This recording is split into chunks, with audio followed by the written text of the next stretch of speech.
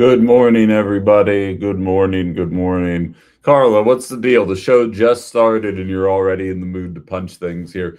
Justin set me up with a webcam up top, so I'm gonna try and do this thing. If it looks like I'm looking down, sometimes it comments here, but I kind of like the way that this is set up right now. And hello to all the lovely people on TikTok. Good morning. Good morning. Happy Tuesday. Um, Lots to jump into here, plenty to dive into, and we'll be doing as much of that as we can over the course of the next 2 hours here. As you can see, still not in the usual setup that you're used to seeing me in, still working on that. It's going to take a little bit of time, but we're going to work it out over the coming days and weeks here. Plenty of stories that I want to jump into with you here. I'm going to allow a little bit of time for everybody to slowly trickle in here, as is often the case. By the way, I've been sitting on this story for a while.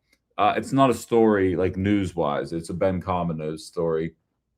Last Monday, when we had the tornado, as you guys know, I ended up getting locked out of my home. It's very funny. The only reason I remembered this is because I paid it this morning. But it goes to show you when people, oh my God, I just got an update from Spectrum and they just told me that I'm going to have to wait until August 7th for internet. I'm going to scream. I'm probably going to call them on the back end of this show. God damn it. All right. Anyway, um I went to the bar on Monday to go and just pass the time over the course of thinking that the outage was going to be a short thing. I was unaware of the actual scope of the damage that had taken place over the course of the last couple of minutes at that point, and I went and parked where I always park. Now this is the kind of thing that I'm going to admit now, and I don't think it will come back to bite me in the ass later, but I've literally never paid to park in downtown Appleton. I just find discrete spots and I go and park, and I still have Uber and Lyft stickers on my car, and nobody ever messes with it. So, um, I assumed that day would be no different. You know what's really messed up? My severance package for work. So they have now been downgraded to that little radio station rather than that shitty little radio station starting today. And a lot of you guys have said I should maybe lighten up a little bit, but we'll get there in time. Um, and I see people talking about Madison PD. We will be discussing that today in just a couple of minutes here. It's going to be the second story of the day. We got people coming in. Back in the Fox Valley, you all had quite a week. Oh, I was wondering where you've been, Michelle. Um, yeah, absolutely. Glad to have you back here. And yeah, a lot has happened over the course of the last 7 days. That is for sure. But I want to start with what I was doing yesterday. I went down to the Vault in downtown Appleton for a David Crowley event. I actually ran into my friend Amy, who's affiliated with the Fox Valley Advocates for Public Education. Very public Kelda Royce supporter on Facebook, and a good friend of mine. She's been on the show a couple of times. Back when it was on that little radio station. And we both were having discussions about what we were seeing there. And if you guys weren't familiar, David Crowley showed up, as did Governor Evers, down to the Vault in downtown Appleton. And I do have to say, Carla's asking, was it as packed as I'm being told? Technically, yes. Technically, it was packed. Here's the thing, it didn't have 25% of the space capacity that the beer factory did, which was also packed 10 days ago.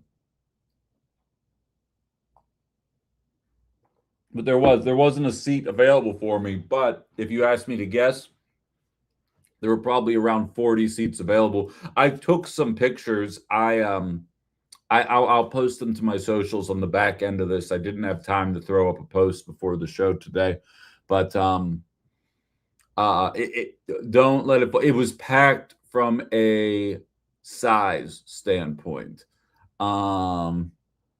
Yes, it's me. It's me. But Here's what's interesting. Ecuadorian, I see you talking about MPD. We'll be getting to that in a couple minutes here. David Crowley spoke, and it's the first time I've seen him speak in person. And I have to say, that guy's a talented orator. I think he has some very impressive accolades that he is able to run on. The statistics that Milwaukee have surrounding the homeless population are something that he should be incredibly proud of. The things that he has accomplished as the Milwaukee County executive are things that he should be incredibly proud of. And I will say, I kind of am at a point now where my mind is made up in terms of the primary. And I don't know what I could hear that would make me budge on that. But I will say I was really impressed by the way that he was talking. And I can understand why there's excitement. I can understand why Governor Evers endorsed him over Mandela Barnes. What I can't understand is why it took until now for that to be the case. I think I understand it because they don't want a progressive to come away with the victory. I think I understand why it was like a last-ditch effort to try and give him a little bit of a jump start here. But I didn't expect to come out of that being like, wow, David Crowley, not bad, not bad. I didn't expect that at all. I will say Governor Evers was not impressive at all.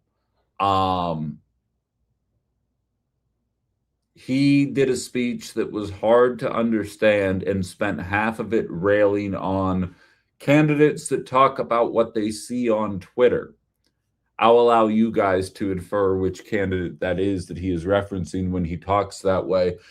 But I'll be honest with you guys, it was laid out there in a way that I found to be particularly insulting. And allow me to explain why. Before Elon Musk bought Twitter, and even in the immediate aftermath, the first year that he owned it, I would oftentimes talk to my radio listeners and say, Twitter is basically like the best news wire that you could possibly create for no money. I had my algorithm set up to feed me pro-union stories, stories about the cost of living, stories about how much people are struggling to get by.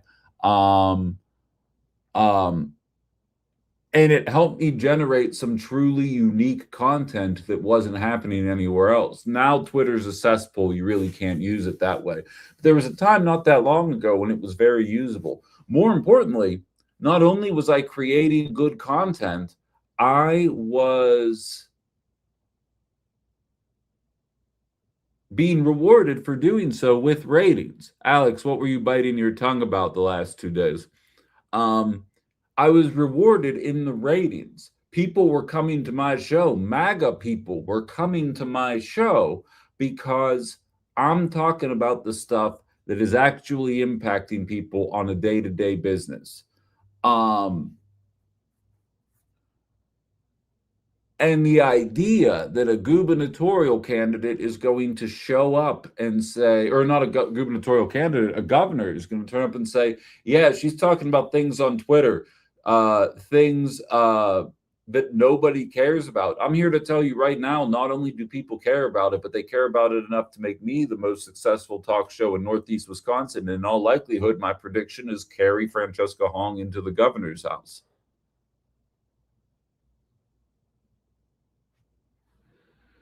Really, like, honest to God, I think the whole event would have been better if it were just Crowley. Chris Alfheim Dassler showed up and spoke, and she gave a similar logic to why she believes that it should either be Crowley or basically anybody other than Hong. A logic I don't personally agree with, but everybody's allowed to have their own opinions on the matter. Talking about the necessity of building a trifecta of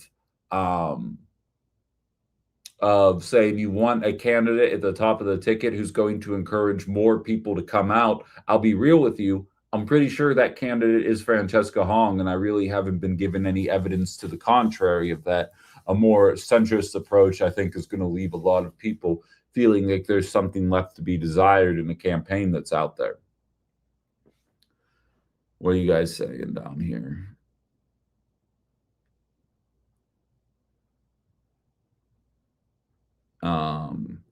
Carla says Evers is dead to me. Alex says, oh, okay. Bubba Bubba Bubba Bibby says, I'm done biting my tongue about politics in our district. Let's effing go. Well, here you go, Bubba Bubba Bubba Bubba Bibby. Hop on the StreamYard. Please share your thoughts on this show. That's obviously heavily encouraged here. Tornado stuff. No, I feel that.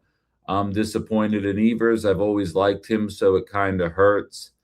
Yeah, I feel that. Patience truly is a virtue, huh? IDK, how y'all can bite your tongue about this kind of stuff. Probably why I'm banned from stores in my area, but that's fine. It was bad timing when my okay.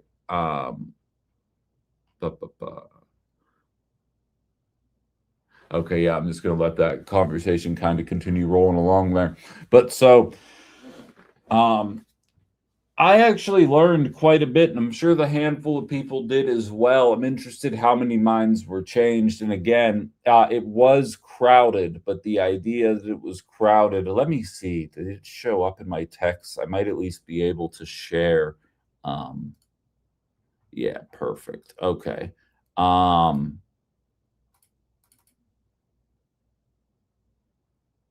Bear with me here. Okay, I'm going to share my screen with you guys. At least I think I am.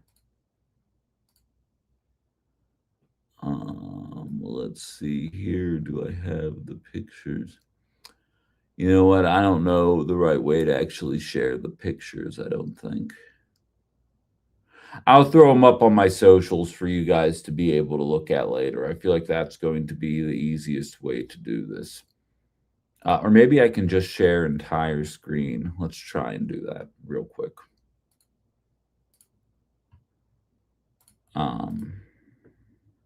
Okay. So there we go. All right. So I believe you guys can see this right now. This picture here is the basically the rundown of it. There were also quite a bit of people behind me as well, right here. But these two pictures right now and allow me to show the people on TikTok as well. Still gonna have to do it this way, and it looks like till the end of the fucking week we're gonna be doing it this way. Here's what it looked like at Vault. For the people that were there, the front and back. I don't know if these two guys here coordinated on wearing the same outfit, but they sure do look nice. That's essentially the rundown there. There's Crowley and Evers standing, and Chris Alpine Dassler waiting to be up there. So that's at least the basics of what's going on right there. So that's what it looked like. That's what the scene looked like that I was at. And I'll be honest, I've never been to Vault Tap Room and Brewery, but I liked it quite a bit. What's up, Van? Robin saying really small. Relative to what took place at the Appleton Beer Factory, especially. And I mean, I'll be real. I was at a Francesca Hong event on Sunday down in Milwaukee. Now, Milwaukee is not Appleton, right? I understand that. There were 1,500 people there, and it felt like I was at a sporting event, as I highlighted for you guys yesterday.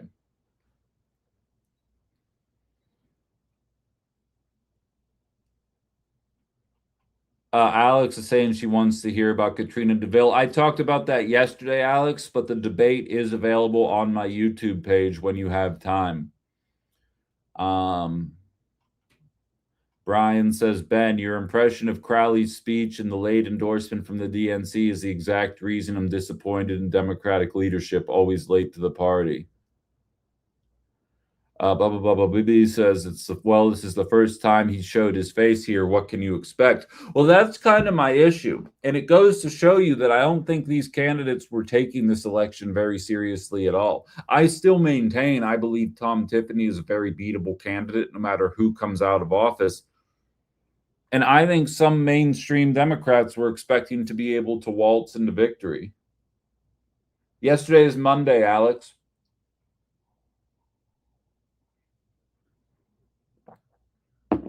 Yes, it is. There we go. But so I want to actually read to you guys Ken Klippenstein, who is a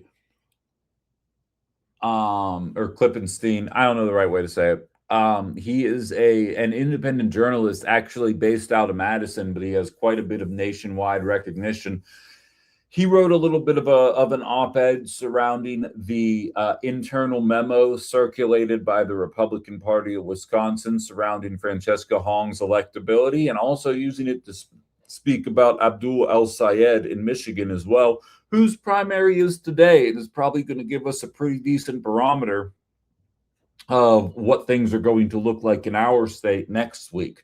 But I wanted to read part of his article here that was originally reported by Jesse Opian of the Milwaukee Journal Sentinel.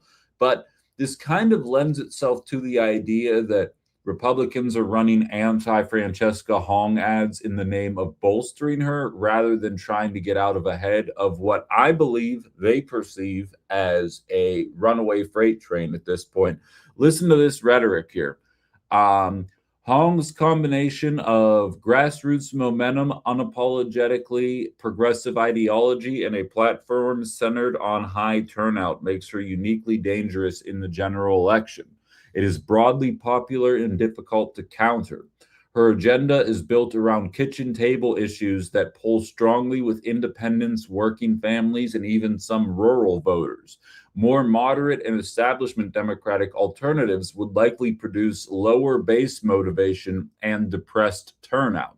Now, compare that to the way the mainstream media is talking about Francesca Hong. When this memo was leaked, Democrats claimed that it was leaked in the name of making Francesca Hong seem stronger than she was in the eyes of Democratic primary voters. And I genuinely believe, had the exact same thing been said about David Crowley, they would have been telling you about why it shows you the importance of voting for David Crowley, because that's who scares the Republican Party the most.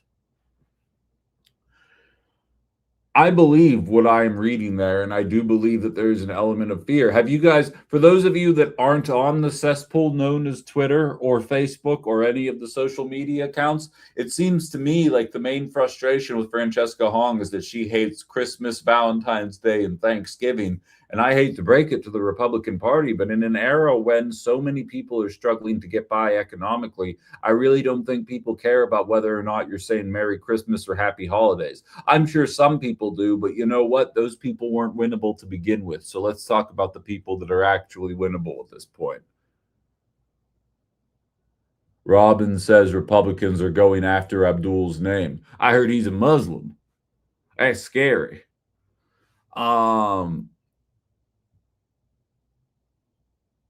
Tiffany is beatable. He is red meat to the Lions. It will be, if the young voters show up, a blowout win for all progressive candidates. I believe so. I've been saying that for months at this point. It's being borne out everywhere. Nobody thinks the Republican Party has solutions to our problems. It's just that it's very hard to convince them that moderates have the answers either, because it's been borne out time and time again. Actually, let's jump into that. So, all right, I have to unshare this screen. Don't get angry, Ben. Just do the things. All right. So, I'm going to share a couple of people with you here off of the Twitter. You should be able to hear this. Actually, let me just double check that I clicked the right button there. Share screen. Yes, share the audio. Okay, good. This first person is Hillary Schulten of Michigan. Francesca Hong and Abdul El-Sayed are running on abolishing ICE, not trying to find a way to work with them, not trying to rehabilitate them. They are running on, we are done with this group. We have no interest in wanting to see them anywhere near our immigrant populations, or realistically any populations in general, because they be murdering white people too. So you just got to keep your head on a swivel anytime one of those ICE agents is near you.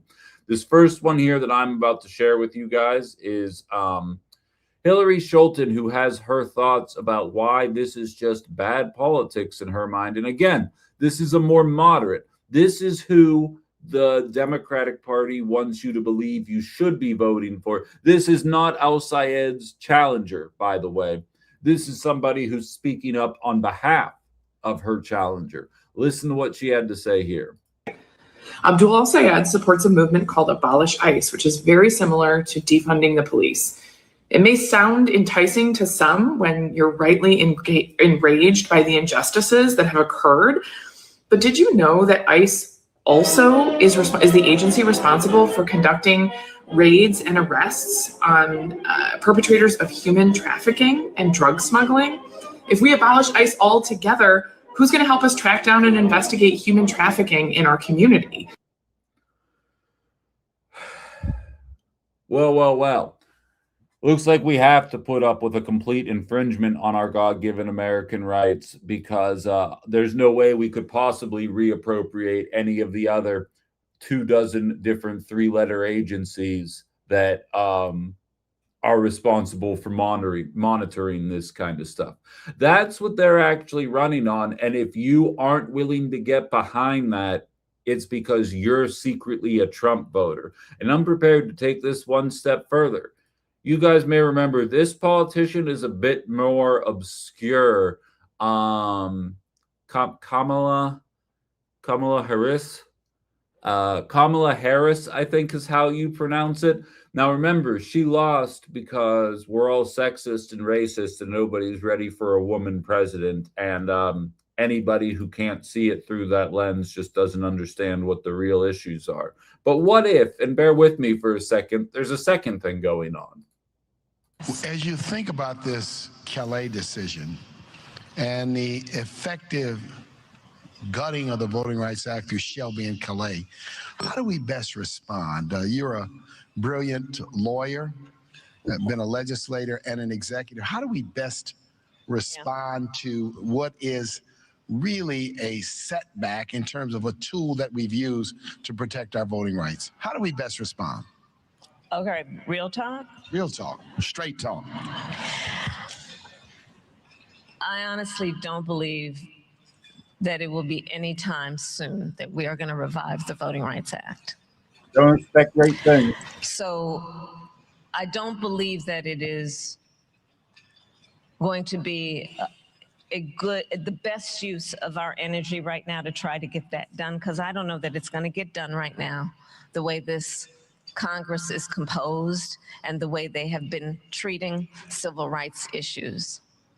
I'm hopeful, but I don't know that it's going to happen anytime soon. So I think part of it is we've got to think about now, and I was talking to this young woman about this, now when they have destroyed the infrastructure we built over decades and had in place with the Voting Rights Act for 50 years, how are we going to achieve the goal when that infrastructure has been destroyed? And we're going to have to be creative. Part of it is these midterms are coming up, and it will make a decision about who at least rules the Senate, the House, if not the Senate. And so we have to do the work of telling people right now, check your voter registration status. Make sure you aren't one of those people whose names got purged inappropriately. Make sure you've checked on your polling place, because they've been playing games around moving the polling place where your grandparents always voted. And so on election day, when they go to that elementary school down the block, they might find that that polling place is closed. Registering folks to vote and having an agenda that is about turning out the vote in the greatest numbers we have ever seen, so that in light of and in this environment where they are cheating, we will be too big to rig. Too big. Ali succinctly puts it in my TikTok chat. I never feel the need to turn off this show, but this is about to make me turn it off, LMAO. And I feel that. Now, this is what's interesting to me about this. There is an entire movement right now trying to make Francesca Hong seem like a radical, because she is calling for the DSA has in their platform that they would like to abolish the Senate. Then Kamala Harris comes up and says, we can't get these basic voting rights enshrined because of the way the Senate is set up. Senator Ron Johnson, Republican, is calling for the removal of the filibuster so that we can vote to make it harder for women to be able to vote. Clearly, centrist Democrats have an issue with the filibuster and the Senate. Republicans have an issue with the filibuster in the Senate. Anybody like myself who is looking to see Medicare for all be enacted around the country has had about enough of the filibuster and the Senate, because I believe the days of a 60-seat majority ever happening surrounding good, positive legislation in this nation are dead at this point. And yet Francesca Hong is unelectable because she is being represented by a party who said, hey, why do we even have the Senate? It seems like it creates more problems than it deserves. This is not me telling you guys that we should abolish the Senate. I'm saying the idea that that is part of a political party's platform should not be that surprising to people when you see the way that people are talking about it. So you have Hillary Schulten of Michigan telling you that abolish ICE is an absolutely ridiculous concept because what about human trafficking? You have Kamala Harris telling you, like, you better just show up and vote blue no matter who, because otherwise you're going to be in for a world of hurt. We got to make it too big to rig, which, spoiler warning, for those of you that think that kind of sounds familiar, that's exactly what Donald Trump used to say after the 2020 election. So if people are confused as to why this woman has been able to show up, capture the minds of people, specifically young people, as we talked about yesterday, as nobody under 45 has a second place candidate, even polling in double digits, let alone showing any signs of actually winning this thing amongst those demographics. This is why. And Allie's saying we youngins don't matter, and blah, blah, blah, blah, blah, blah, blah, blah. Bibi says, that's the one thing boomers are good at, showing up. That's my biggest fear, too. Gen Z needs to actually vote to make this count. I'd argue something entirely different. As I highlighted yesterday, in 2020, 22, and on the state level in 2023, young people showed up and bailed the Democrats out of a potential red wave and realistically delivered the presidency in general to the Democratic Party because Joe Biden was the only candidate to run against Donald Trump on actual progressive policies. And that's why he won. He didn't really enact most of them, but he ran on them.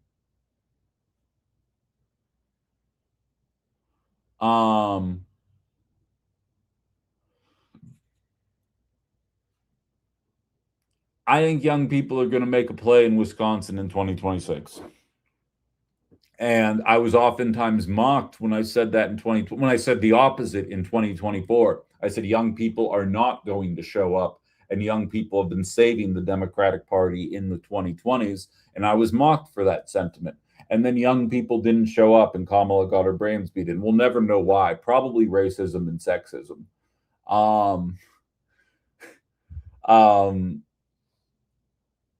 But young people are going to make a play in this state. I'll tell you that right now.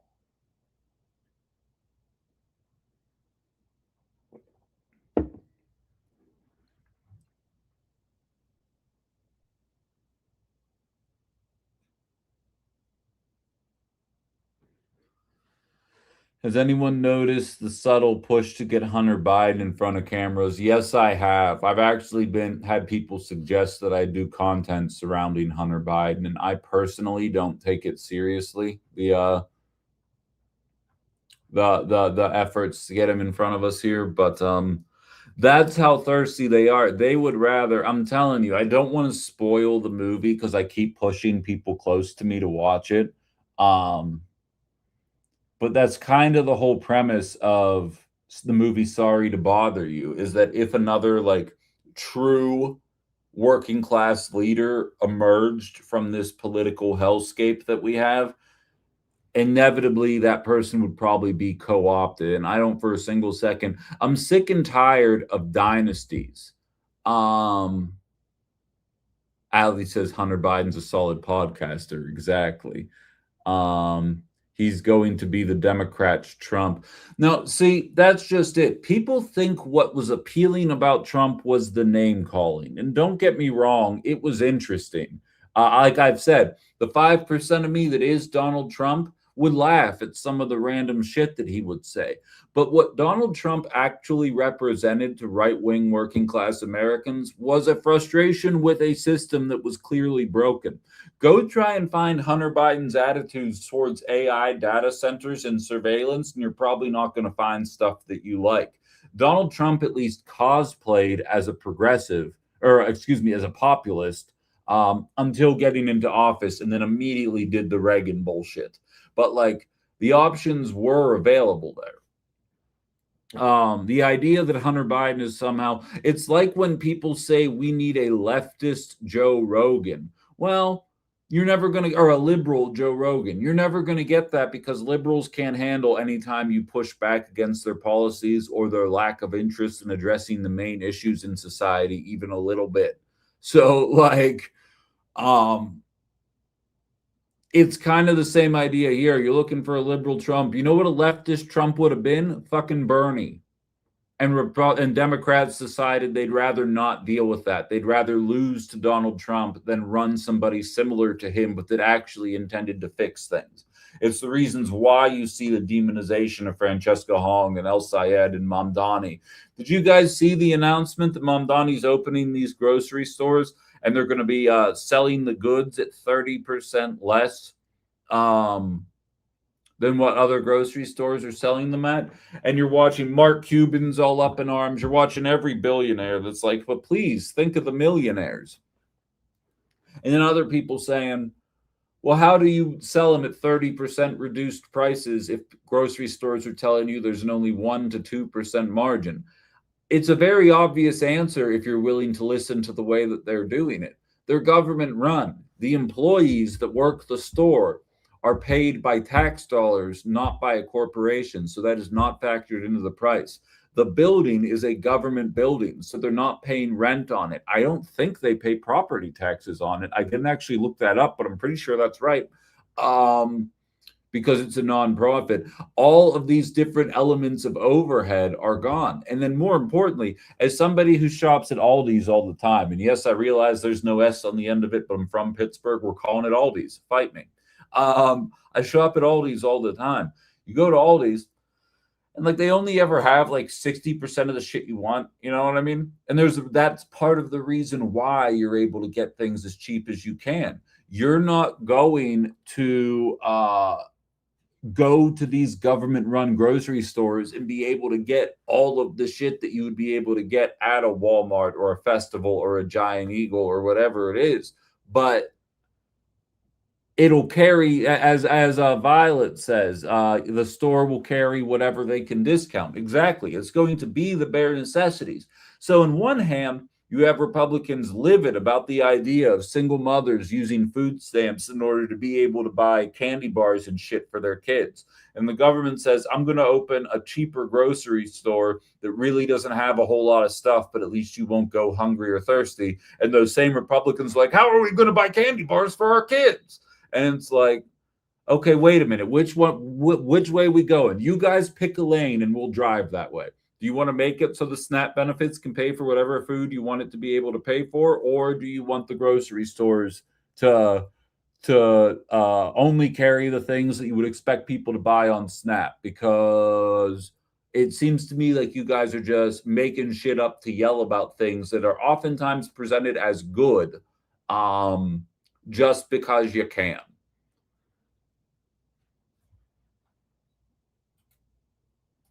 I'm resharing the link if anybody wants to chime in with their thoughts on the matter.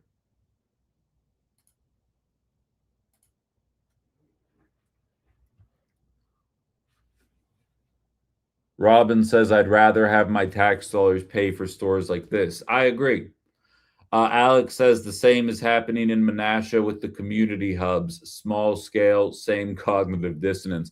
Well, it's funny, Alex. I actually wrote an article today for the Minocqua Brewing Company talking about socialism in the time of disaster and how many Trump vehicles were taking part in a helping way, not in a they were looking. Well, some were looking for, donated goods, but a lot were there to help facilitate the transportation of the goods. I'm like, okay, so wait a minute. You can understand that a tornado comes and makes it so people can't work or have homes, and then you are comfortable facilitating these different social programs. But if somebody were recently diagnosed with an illness or, injured in a way that prevented them from being able to do anything, well, those people are lazy layabouts that are just looking for government handouts, and you want to defund those programs. And I don't understand the cognitive dissonance there surrounding disaster aid versus government aid, specifically to the working class.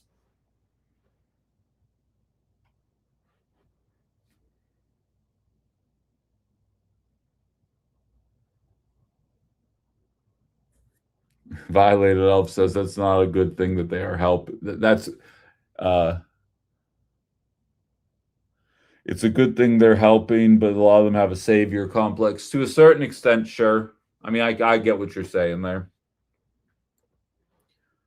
The article is available with the Minocqua Brewing Company if anybody wants to read it. I'm not going to be able to do the office hours this time around, but so that's basically it's about the Wisconsin primary. Shout out again to David Crowley, who did honestly do a very good job yesterday. I just think it's too little too late.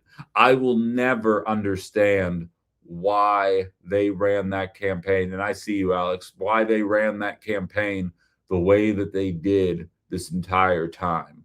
I don't get it. Because I think if he would have been around the state the way Francesca Hong has been since April, I think he would be very tough to beat, especially with the governor's endorsement. But I think it is going to be too little too late, barring some type of unforeseen bullshit coming through the pipeline here over, over the course of the next 7 days. And again, my intention was to have a little bit of a Ben After Dark for the Michigan primary tonight. It doesn't look like that's going to be doable. I'm going to put some feelers out there and see what's happening. But I see someone booing me here. But in any event, it looks like we're going to have to put a hold on that as well. You're coming up now, Alex. Why am I getting booed right now? I'm getting booed for being yourself, I guess. I don't know. It's been a long week, man. Yeah, that it has. Yeah, I just wanted to speak more on the small scale socialism thing. I actually had a talk at the 807 Hub with a woman about that yesterday, and I could tell that there was someone, I'm not sure if she was there to drop off or if she was just there to check and see if anybody needed anything, but I could see her visibly recoil when I used the word socialism, and then the lady next to me was like, Yep, this is literally just socialism, isn't it? And I was like, well, yes, it is. Like, I was joking, but yes, it is. And we've got it for the rest of the week because it doesn't stop simply because it's been 7 days.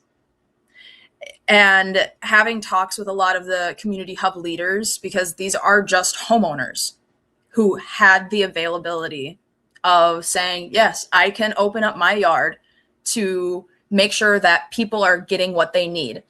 I have not met a single stand owner for a hub that has been checking IDs. I have not met a single person who has said there have been people banned from coming and getting supplies. What I have heard is people are realistic and know that, oh yes, this person, I've seen them a couple of times, but I've never seen them in my community before. They probably were too scared to ask for help beforehand. And now with the onslaught of amazing donations from all over for the Fox Valley, we've got a lot of stuff. There's a lot of clothing. There's a lot of diapers. There's a lot of non-perishable food items that can go around to people because, yes, a lot have been put into temporary housing. A lot are getting assistance and aren't needing the direct community donations coming out of these hubs, but people still living in the area do. And I've only heard one person in person, someone actually with their boots on the ground, bitching about this. Every other person is just a Facebook comment talking about, well, what about these people that are just coming to take advantage? advantage of what? Size 4 diapers? Right. You think that those aren't getting used? You think maybe we should just have something like this all the time? Because then you do get people like the owner of Rosenau Customs, I didn't say that, who goes around the island talking about how he's responsible for 99% of the cleanup, and the only reason why things look as good as they do is because of him and his team. Don't be like that. Don't be like that person. This effort was a collective effort. It was not one person did it. We all did it together. It is socialism. It is communism. It is those things that everyone is so scared of, but has been doing for the past 7 days nonstop to make sure that people have food, water, safe places for their pets to go if they have no home to return to. It's again, meeting people where they're at, and where we were at was in the middle of a fucking disaster. Yeah. Yeah. And it really, the first day that I was there volunteering, I was at the parking lot. Like, basically, I was organizing the stuff that on the pallets that was getting picked up by people that showed up. And more than one person asked me when I was there, they're like, so you're not IDing or anything. People just show up and they tell you what they want and you're giving it to them. I'm like, yeah, like, full stop. And, like, quite frankly, even if someone were grifting, I guess, because you bring up a very valid point of, like, what, you're stealing our rakes? Like, that was that was your big con job. But even if somebody were grifting, it was so few and far between, and it was much more so many people that were just grateful and looking for some semblance of community and assistance in a time like this. So, like, I couldn't agree with you more. And I guess there goes another endorsement opportunity. But hey man, I don't think you'd want it anyway after the way that he spoke to me and my neighbor. But anyway, the bureaucracy of it all, of volunteers standing around for 2 hours at UWO trying to receive training and then going out. I'm not talking shit on anyone's volunteering experience. However, I am going to say every vest I saw was doing a whole lot of this. Oh, sure. There was a lot of stuff not getting done because of and I'm going to call it like I see it. It's liberal bullshit, Frank. The amount of people who were from Menasha, actually from Menasha, just in a spot that didn't get much damage, asking like, hey, where can I go to help? And people being screamed at, if you don't have a wristband and you're not a volunteer, you don't belong here. Da, da, da, da, da. Calm the fuck down, first of all. Everybody who wants to help belongs here, because there's plenty of people in the community who do need the help, even if they are able-bodied, even if they are above a certain tax bracket. You know, everybody fucking needed help, dude. Oh. It's devastating there. So I will tell you, and I'm not making excuses for it, but I mean, this is realistically a problem with America writ large. I went the wristband route. You know what I mean? I went there. You have to sign a waiver that says if you get hurt volunteering, you will not sue the city. Then you have to go and fill out a piece of paperwork where you highlight what skills you have and where you can be utilized. Then you have to sign your name on a secondary piece of paper that says, I watched the 8-minute safety video that allows me to know what I should do around down power lines, what I should do around chainsaws, what I should do around falling trees. And then you go. And realistically, one of the days that I was out there, even if you were going the wristband route, I was sent to 5 different locations. In all 5 locations, there wasn't anything for me to do there. And I find it hard to believe that there was nothing to do. So I get where your frustration is stemming from, but I also know America and know that if somebody accidentally sliced something while doing the volunteer work and they didn't have a wristband and didn't go through the proper measures, the city's worried that it's going to go broke. And while I don't want to make excuses for them, I know people well enough to know they'd be looking for an opportunity. So I get your point, but I get why they're doing it their way as well in an emergency. That's fair enough. I would just say that every person who was genuinely there, not the people driving from out of town on the first day on Monday to literally gawk at homeowners while they were crying, Yeah. seeing their homes completely fucking destroyed. Um, the people who want to help, I don't have a problem with the volunteers. I don't have a problem with the volunteers sitting around and being waited to be told what to do. They're looking for direction, so they're not getting in anybody's way. Right. That's the most important fucking thing people could have done all goddamn week. And it was kind of few and far between in some spots. So again, like, the volunteers did absolutely phenomenal. However, the organizations leave a lot to be desired. This is not the first disaster that we've had. This is not the first tornado that we've had this year. And you're telling me that the people of Ringgold haven't figured it the fuck out by now? Yeah, I hear you. I'm just saying, we need to look to our own communities to be able to keep this stuff going. You know, there are our other neighbors in the northern part of the state that have dealt with this, and we could absolutely be looking to them to see how to do this. Whereas I think a generalized volunteer conglomerate, not the word I want to use, but my brain's soup, it might be a little bit better prepared at this. You know, it's like asking directly to communities what they want, instead of saying, well, this is the generalized structure that we have set and planned out, and we've noticed that the numbers do really good over time. We've looked at Chicago, LA, and New York and as our control groups, so it works there, so it should work for you here. And we're all just kind of like pissing in the wind, really, about all of this because we don't know what's going on. But people want to help, so we got to put them somewhere.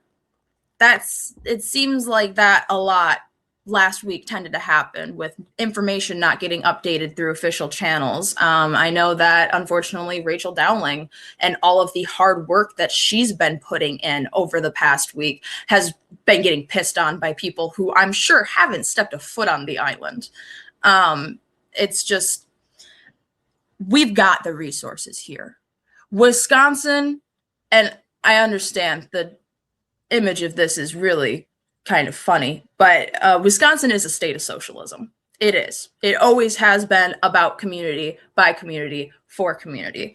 And the Fox Valley is going to learn that in a very crash course kind of way, I think, this month. The remainder of August is going to be one for the history books, I think. And I am personally very excited for August 11th. And also, tentatively, citizens of Neenah, that is still when our flock safety meeting is scheduled to be. So don't forget, you got 2 things to do that day. Yeah, absolutely. Good reminder there. Thanks for stopping by, Alex. We'll talk soon. Thanks for letting me bitch. Yeah. Yeah, no, I can feel the passion. I saw Sterling say she's talking like a trucker. Yeah, there's a lot of frustrating things happening right now. Old Lib, I see you talking about the oil companies there. I do want to get into that a little bit, but let me hit a couple other comments here first.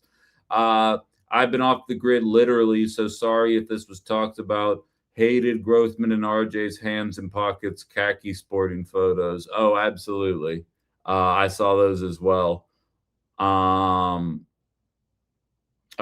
Justin says, I wanted to volunteer, clean up, etc. this week, but Volunteer Fox Cities has posted to not register for now. Interesting. I hadn't seen that. Checking IDs waste time in this situation, says KG. I agree. It's like voting. Just gotta sneak them in there. CKK says, I can't believe that there's a chance that someone could sneak in from the wealthy suburbs to get a free $3 case of water. Not only can it happen, CKK, it's probable, you know? Those greedy suburban bastards, it's kind of hard to keep them at bay as far as I'm concerned. Carla says, I worked my butt off every day, sometimes through the VFC and sometimes not. I get that. Brian says, welcome to the construction environment. Sign away your rights because of insurance. Put on your safety gear, sign away your rights. Maybe there's also a hint of protecting the contractors. I'm right there with you. And again, my dad always said, doctors and lawyers, anytime doctors and lawyers get involved, you know you've made a mistake. I do think the hoops that everybody had to jump through were ridiculous, but I mean, also, maybe I'm stupid. I don't know. But like, I didn't know that downed power lines are still a threat to you if somebody is running a generator, even when the power is out. I'm not saying that I would have walked around picking up down power lines, but it definitely opened my eyes in the situation. Like, not the end of the world. Not saying there couldn't have been somebody on the job site that would tell me that. But I'm just saying there was good information there for people that maybe don't work in the trades, work with electricity, work with a bunch of sharp objects all the time. I can see why they'd want to cover their ass to a certain perspective. There was one element about it surrounding mental health. The person who was running the safety administration was also a volunteer firefighter. And he talks about the firefighters that have been lost in the line of duty, not because of bad safety protocol or because they were injured on the job, but because the things that they had to see doing the job kind of weighed on them over time. And, you know, in the early 2000s / teens, we weren't so up to date on mental health and men feeling comfortable expressing their emotions. We really weren't talking about things that way back then, and a lot of bad things happened. So he said, if you see things that make you feel that way, make sure you find somebody to be able to vent to about it, because there's a chance you might see it. There was some good information there, is my point. But yeah, it's still not over. It's still obviously very much on people's minds as we move forward. Is there a possibility that contractors may be protecting their future income stream? Probably. And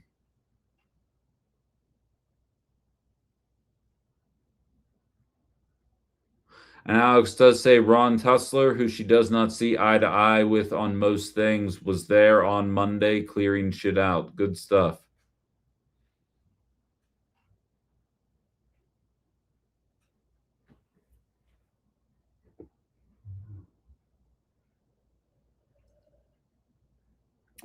But yeah, and just really quickly to completely tangent here before we move on to what's going on in Madison.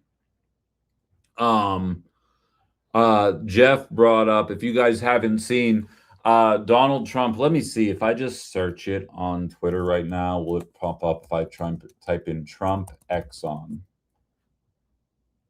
Perfect. I'm going to share the screen for you. If you guys haven't heard this yet, I do want to mention this very briefly before I move on to the next thing. Old Lib says, hopefully we don't see them in the future campaign advertisements. Look what I did. You almost certainly will. But there is something to be said to Alex's point. Like, Tony Evers will show up with a shovel and like fill a pothole and then kind of move on for the day. There are different variations of what that can look like. And there's nothing wrong with being deferential either. I knew I was out of my element when I was doing these things, and I knew I was surrounded by people that knew what the fuck they were doing. And so I have enough humility to be told what to do in those kind of scenarios and then go do it to the best of my ability. And I feel like that's an important trait to have in these kind of moments, is understanding that there's a good chance most of the people there are out of their element. And maybe it's on us for that not to be out of our element in future moments like this. And that's something worth considering as time goes on. But there's going to be a lot of, we will be talking about this for months in all likelihood. Let me share this really quickly. By the way, if I haven't already said as much, we are going to be joined by Grace Abbott at 10:30. She's running in the 56th district of Wisconsin in the primary against Shauna Riley. Shauna was on the program 3-ish weeks ago. Grace is her challenger. Both of them actually spoke to start off the debate that was at Tardigrades on Sunday. If you haven't already taken the time to watch it, it is available on my YouTube page. Go ahead and check it out there and subscribe, you nerds. I need 7 more to get to 800 people. That would be super helpful for me. So 7 more subscriptions is what we're looking for today. We're going to do a rally drive to get those subs. But I do want to jump into this, and I want to leave enough time to be able to talk about Madison as well. So, but like, I do want to hit this really quickly. So let me share screen. All right, there it is. All right. So here's Donald Trump, and like, I'm gonna be real with you. I don't hate this.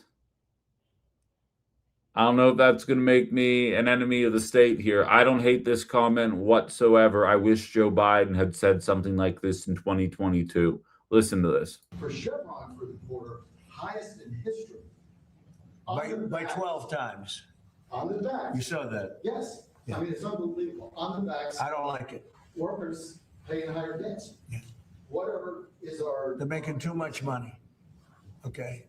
Based on a shortage, they're making too much money. I don't like it. And I should be the last one to say, because I'm a big free enterprise guy, nobody bigger. And, you know, you're going to see oil when we're finished with Iran, you're going to see the prices drop through the floor. But they made too much money, too much money. Chevron, too much money. ExxonMobil, too much money. When you look at one company where they made 12 times what they made the year before, they're going to give some of that back to the public. And they better cut the retail price, the consumer price. Too much money. You're surprised I'm saying it? I'll say it loud and clear. I'm not happy about it. Go ahead. I agree. I wish the Democrats had said this kind of shit back in the aftermath of COVID, and we probably aren't dealing with Donald Trump today. Thank you for the subscription, L. Joe. And Danny thinks, I guess, are we all the losers?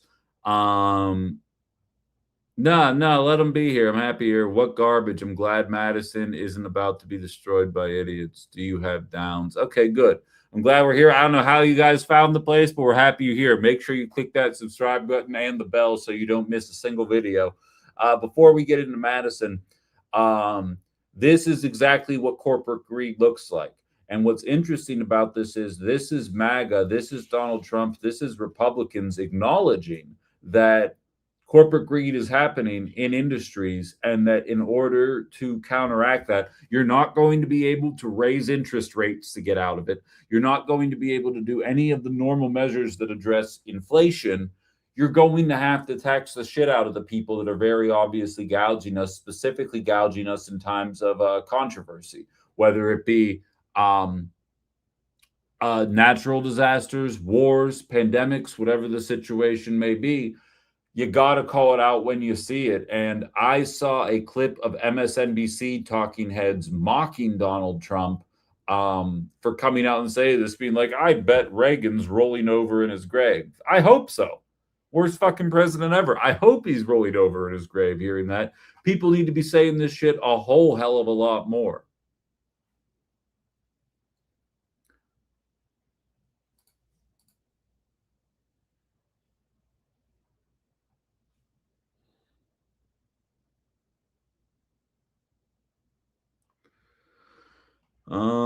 Big talk, Ben. We will see if anything will happen. Oh, well, that's another question entirely. But when MSNBC talking heads are the ones that are going out there and saying, I don't know why Donald Trump is saying this. I thought Republicans were in favor of the free market. No, this is what people want to hear. This is why Kamala Harris lost, is that you guys have such bad political instincts that you don't realize that what is being said there is actually quite popular. Pretty interesting to me that liberals can't seem to figure it out. Again, I don't trust. The MAGA movement is full of morons like Dave Lee here in my YouTube comments who can't see the forest through the trees. But I don't think they're going to wake up to this one way or the other. But for the people that actively acknowledge that the economy is bad, regardless of if the president has a D or an R next to their name, this is the way people want to hear you start talking about it.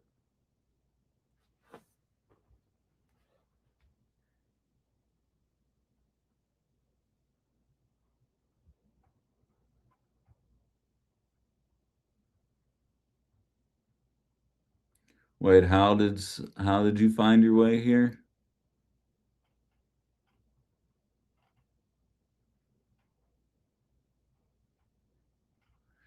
Yeah, okay, so on to Madison here. I'll be real with you guys. I still don't have internet. I still don't have a lot of means to be able to stay up to date. Like realistically, in order to put these shows together, I basically get an hour, maybe an hour and a half of time to put information together. These are a little touch and go last week and this week, and I appreciate everybody being patient with me as we continue trying to build this out. I went to my new sponsor's place yesterday to check out the room where the new stadium is going to be. All right, I'll tell you what, just because I need to be able to focus. Hey there, Damien. I'm gonna put you in timeout, buddy. Okay, you sit there in the corner and just listen. And when you can learn to listen a little better, maybe you can have your talkie privileges back. Okay.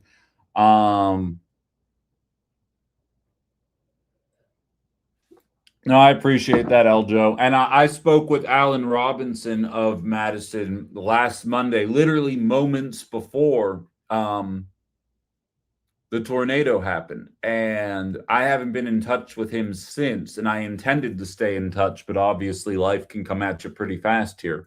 We're just kind of hanging on and doing the best that we can in the situation. But if you haven't seen, the encampments are being broken up right now. And I have to say, I have a lot of feelings on the matter because I'll be real. There is no protest that Republicans will say is acceptable. They'll bitch about blocking roads because normal people are having their routes thrown off. And maybe that's true. So then Colin Kaepernick decides he's going to kneel quietly off to the side to protest police brutality. And then Republicans are mad that they're kneeling during their special song.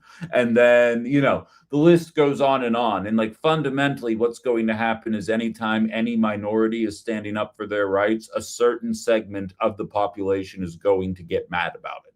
And I think we have to come to grips with that. Now, on the other side of it, I don't know what the end game is in Madison. And I've only spoke to one person who has been on the ground, and only one person and I only spoke to that one person on Monday when this was all still much newer than it was. So I do not have the most up-to-date information about this. Allow me to say that full-throatedly right now. There are probably a lot of things that I don't understand that have happened over the last 8 days that I am not taking into consideration when I am talking to you guys right now. Okay. But what I do know is you need to have a finish line with this kind of stuff. And I don't know what was expected. And anybody in the chats who isn't a rambling moron who doesn't understand that Nazis are not socialists, if you guys have information on the matter, I absolutely welcome any kind of information. Is it that they want the police officer jailed? Is it that they want him fired? Do they want a complete overhaul of police reforms before they're willing to clean up? What is missing from the conversation that would cause the encampment to be taken down willingly? Because I am in favor of protests, and I hate the idea that the police are getting involved with it. But I also know that protest has to have an outcome, a desired agenda when you are doing these kind of things. Aaron, if you want to jump on, throw your insight in here. You're young. We want to hear what you say. All right, Crackshot, you're too dumb to take part in the conversation either. Go in the corner. But yeah, Aaron, request to join if you want to have your thoughts heard. That's absolutely welcome. Hong has been taking heat for going out and speaking at the event. Okay, no worries. Since Corey Ruiz was killed by police on July 22nd, I have been in close contact with city officials, local elected leaders, community organizers, and neighbors who are working toward a peaceful resolution to the encampment, Williamson and Baldwin. Our community is grieving and demanding accountability. Direct action and civil disobedience are valid forms of protest. At the same time, people also need to access their homes and businesses. I have been working to connect organizers with resources and help address those immediate needs while supporting the right to demonstrate. I support calls for a peaceful, community-led resolution. This cannot mean moving on from Corey's death or abandoning the demand for justice, but we need a transition from physical boundaries of the encampment to advocacy for durable change. We must continue the deeper work of strengthening independent police oversight, investing in housing and homelessness services, and changing the systems that allow injustice to persist. I also support creating a permanent community design memorial honoring Corey and other victims of police violence. That actually sounds surprisingly liberal. I will remain engaged with neighbors, organizers, and local leaders as we work toward a solution that prevents further harm while keeping the focus on accountability and lasting change. This is not an end to the work, but an opportunity for it to grow beyond the physical space. And I do think that that is a good move. Long term, channeling this kind of energy into some kind of movement, some kind of new group, some capacity to enact the kind of change that you are looking for through the means that exist. I am very for protest. I was one of the loudest voices when Joe Biden, Governor Evers, and the rest of the Wisconsin Funky Bunch decided that we've heard enough about the lives of Palestine and it's time for these protests to end.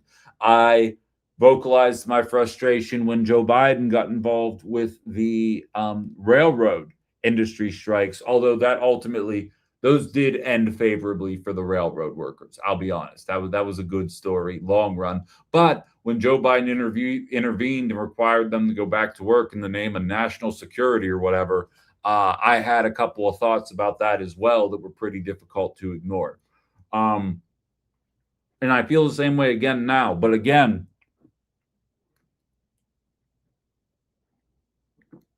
the strikes were there for more money. You understood what the end game was to get the strikes to end. The Israel protests were there in the name of BDS, right? Boycott, divest, sanction. All that was there. I get the gist of what is being asked for here. I'm not a jackass. I understand that when a police officer shoots a man 3 times while he's at point blank range while he's laying on his back, that is murder. That is murder, Damien. But for the rest of us, what is it exactly that you're looking to change? As Eljo says, there does need to be a clear demand, because I would be willing to drive around your encampment. I'm not a little baby. Madison's not that big of a town. But there has to be some kind of agenda. And if there isn't an agenda, I feel like we're spinning our wheels a bit here. And the people who, let's be real, are probably not inclined to agree with you anyway. So I'm not going to sit here and naively say, if you want them to join you, you got to find a better way to do it. Like, no, I'm not foolish enough to buy into that. But the scenes, if you haven't seen them, and shout out to TJ for sending me the pictures and videos that you have. It's not a good look. It's not a good look for the MPD, the Madison PD. It definitely sucks. I believe that accountability for the officer is the main demand. Obviously, that's not the end of what needs to change, but I think they're calling for his arrest. And Eljo, you're exactly right. And I said this in the aftermath of what happened, and I'm going to say it again. I'm not even saying I would have to know the laws in Wisconsin. I know if we were in Texas and a homeless man stabbed a police officer and then that police officer shot the homeless man, the police officer would not be tried for anything because the stand your ground rules are so over the top in Texas. I do not know what the actual laws are here. in terms of a murder prosecution. But what I do know, all right, timeout. It seems like we have one more dickhead in here. Let me just handle this really quick. I do know that at the very least,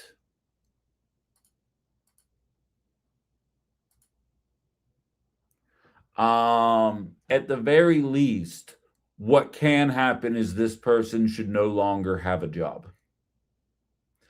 This person should not be working as a police officer anymore. And I don't think that goes far enough. All right?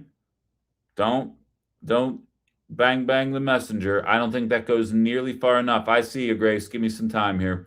I don't think that goes nearly far enough, but I think that at the very least will do enough to placate people as to letting them know that they are taking this seriously. To be frank, I'm playing with fire this show, huh? I'm going to take it there. During the Me Too movement, I found it very ironic that so many of these stories were coming out about some of the worst things that men could possibly do to women.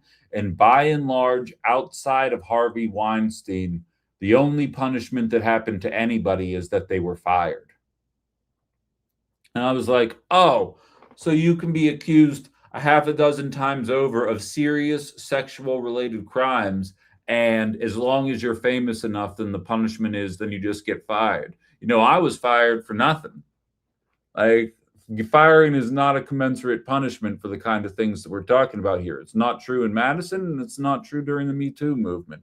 But I think it would at least show people that you're taking things seriously.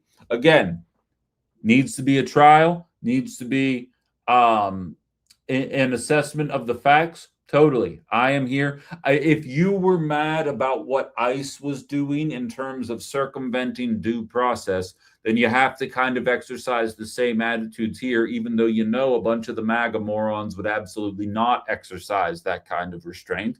That's the way that I operate. And I do believe in due process, and I do believe in finding it out.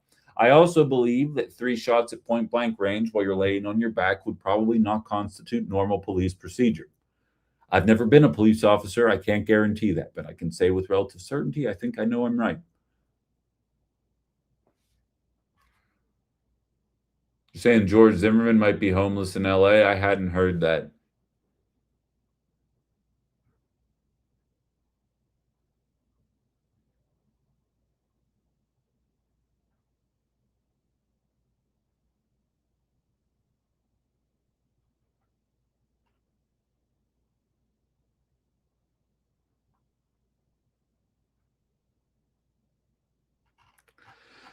Okay. Eljo, shoot it to me. Are you on Facebook or TikTok or anything? Or my work email is just my name, bencominos@gmail.com. So go ahead. I can't check my emails very much. There's a chance that I won't see it. Spectrum just notified me that the soonest I'm getting my internet back now is effing the 7th. So there's a chance it might be a while before any of that happens, but send me that infographic and we'll make it work. Yeah, go ahead and send it to me through Facebook Messenger and I'll try and find it. Just search my name right on. Okay, I'll tell you what, I have some other things that I want to jump into, but we have a guest waiting, so we'll do the guest now and then we'll just kind of rearrange things because that's the beauty of not having out times right now until we have our advertisers up and running next month, is I can kind of just do whatever the hell I want. So we're going to bring Grace Abbott's up. We were scheduled to do this a week ago, and obviously, given the technical difficulties, we couldn't make that happen. But I was able to reach out. We actually ran into one another at the 8th Congressional District debate on Sunday and had a little bit of a discussion while the debate was going on, and it was a very good one, and we were able to set this up here. So when I see you guys talking about Maximum, we'll get to that, I promise you. But let's bring this conversation up now. Grace Abbott's running for state assembly in the 56th district. How are you today, Grace? Hi, Ben. I'm doing pretty good. Good. Thank you for having me on the show. Oh, of course. Hello everybody who's who's watching Ben's show and listening in on this conversation. Yeah, quite a few people and a lot of people interested in what your agenda here is. A lot of people excited about the potential for a lot of blue Democrat-leaning individuals to be able to kind of come away with some victories here. We're just trying to learn the difference between you and your challenger here in the primary. So let's jump right into it right now. You're a Wisconsinite born and raised. Have you always been in the region you're running in, or what's the situation there?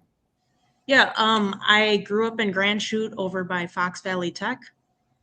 And then I went to Fox Valley Lutheran, graduated in 2010. I played golf there, and in college, I went to UW Green Bay, where I also got to play golf. And I was living in Green Bay with my partner at the time. I worked at the brewery, Titletown Brewery, was learning about hospitality a lot. And then this opportunity in Hortonville, where I live now, this opportunity presented itself to buy an old bank building that needed a ton of TLC. And so my partner and I at the time, we moved down here, renovated a building for a year. And now 10 years later, I've had Alley Cat Coffee House running for 9 years, and ran for village board in Hortonville during that time. And now I'm on the campaign trail for State Assembly District 56. Now, it's interesting. We actually already received a comment. Democrats will never win in the 56th district. So I want to talk a little bit about why that might be different this time. One of your main linchpins of your campaign here is surrounding data centers, something that seems to bridge that divide quite a bit, specifically the fact that you are not interested in having them. Where does that belief come from, and why do you view them? Is this a year-long moratorium? Is this it'll never happen? How do you view data centers as a campaign issue, and were you to win? Sure. I mean, until they were proven to be economical for everybody and like environmentally friendly, that would need to be proven first. I mean, they're going up willy-nilly all over the place, and I sense, and a lot of us sense, how detrimental they are to our resources, and we need to be taking care of ourselves first. I know that water, for example, in Hortonville, everyone's water bills just increased by 40%, and that's not even data center related. But I know that there's other municipalities also facing their water infrastructure. Their water infrastructure is facing continual updates, and they can barely keep up with that. So then, insert a data center into one of our nice rural neighborhoods. What does that cost look like? So until I don't want to see them at all. Like I said, they have to be completely economical and not hurting anybody. Sure. Yeah, it's one of those salient issues. It kind of feels like it came out of nowhere, and it's on everybody's mind here as we get closer to next Tuesday. You have some interesting attitudes here surrounding healthcare. Normally, in a normal election year, that's my main go-to issue. Is I don't believe either side of the aisle has been addressing this in any kind of meaningful way. You have an interesting input here surrounding dental insurance, which I think a lot of people listening might be able to relate to, that it really doesn't go that far on anything outside of the bare necessities. How do you envision that working, and how would you get it to work that way? Yeah, I'm very curious about that. Having a root canal or getting a bite guard, any procedure, it literally costs thousands of dollars out of pocket. And it's like, okay, I'm lucky I've saved that up. I can pay my dentist. And like, I love my dental office here in Hortonville. It's called Smiles by Design. We have another amazing dental office in Hortonville. It's called Otter Creek Dental, and they're amazing people. And I would have to kind of get their ear on the situation to see, like, better understand how their costs, what it costs to run those spaces. And I think, health insurance, your dental health is like an indicator of overall health. So can that just be included in health insurance, not a separate category? And what does that look like when health insurance just covers these super essential procedures. You know what? I got a bite guard for not grinding my teeth at night. That was a $700 process.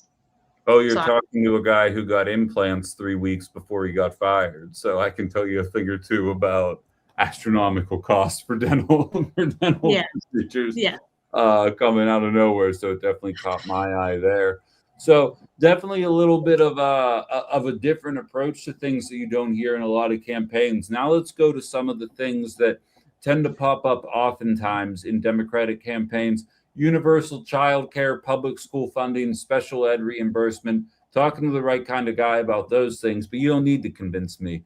How do you put this message in a way that clearly Democrats in Wisconsin have been talking about for a while, but can't seem to break through in certain demographics of the voting bloc here? How are you presenting that to people? Sure. Well, for example, I can say that in 2017, there was a Republican-led effort. It was called the Blue Ribbon Commission on School Funding. So that was done in 2017. They collected data with a bipartisan committee. They collected data for close to 2 years, and this group came up with like about 15 recommendations for the state of Wisconsin. And I guess some of the best ones being is they recommended that special ed be reimbursed at 65%, which right now we're barely at 40%. I've talked to Todd Tim at the Hortonville Area School District, and he's said that they're losing about like $2.5 million. That's just not being reimbursed back to them. Like $2.5 million in a school district. And the other recommendation in this Blue Ribbon Commission was there was a recommendation on inflation. So when inflation is going up 2% every year, school funding would also be boosted up 2% every year. And this was established in 2017. So like now it's almost 10 years later, and they spent money. They held 10 commission hearings in 2017 through the end of 2018, 10 commission hearings with superintendents, education professionals. The committee had Republicans, Democrats on it, and they collectively came up with these recommendations. And then they didn't do anything with them. What if they would have done something with them in 2017? Yeah. It was a collective effort. So when I'm elected, it'll be early 2027. I guess the conversation could start, well, we looked at this about 10 years ago. But unfortunately, a lot has probably changed since then too. Inflation and cost of living in 2026 does not look like it looked in 2017. Sure. But it's a starting point. Like, hey, you guys examined this about a decade ago. You knew it was an issue, and recommendations were made, and then we didn't do anything with it. Sure thing. We're speaking with Grace Abbott's running in the 56th Assembly District here in the state of Wisconsin. Affordable housing. When I first moved out here, I felt like I was covering the story of the Shattuck Middle School development every freaking week. An opportunity for 150 new apartments to be built, and running into the NIMBYism, not in my backyard, for those of you listening that might not be familiar with that kind of line there. Affordable housing is one of your main focal points here, also surrounding energy bills as well. What, in your mind, is the best approach to placate NIMBYism, if you're interested in placating them at all, but also allowing these units to go up? Or is there a way to bring prices down without more units? I don't want to put words in your mouth. So what do you think is the best route to take here? Sure. So I definitely have, like, Madison has some successful co-op housing established. I like the idea. I'm not by any means advocating for that, but it's an interesting concept. And I think when you can have conversations about things that are working, then maybe you can duplicate them elsewhere. But if it's a NIMBY topic in this area, then I would not push it. You have to have enough people kind of wanting and organizing for something in order to see it happen. But I know the average homeowner age right now is about 40 years old, and I'm 34. And I do not own a home. I've lived above my coffee shop for 10 years, and I like it that way. But, you know, like new home builds they're advertising like, oh, they're in the 300,000s. And for middle and lower class people, that's signing up for, that's a huge financial risk for a lot of people to take. And some people are taking that risk, but that's nothing like what my parents or our grandparents faced at all. Sure. Even I'm a couple years older than you are, and I bought in 2016, and it feels like I bought in a different lifetime. I almost feel like I talk like a boomer when I talk about what I had available to me in 2016 relative Yes. to 2026, which is absolutely difficult to ignore here on these matters. So definitely, I feel the same way, that yeah. I'm lucky that I got to have what was available to me in 2016. Yeah. Like, I remember at that time there were homes in New London for sale for like 25 grand. Right. No, exactly. Yeah, you're going to send me down a whole rabbit hole there, but yes, you're exactly right in how much it's jumped up in a very quick period of time here. Yeah. Obviously, I feel like in Wisconsin, the conservative side of the aisle does care a bit more about environmental issues than maybe more on the national scene there. One of your focal points, it deals with protecting natural resources. Obviously, the data center conversation that we just had a moment ago ties into that. How else do you perceive that protection of the natural resources in northern Wisconsin? Sure. I mean, when I was growing up, I was an avid deer hunter.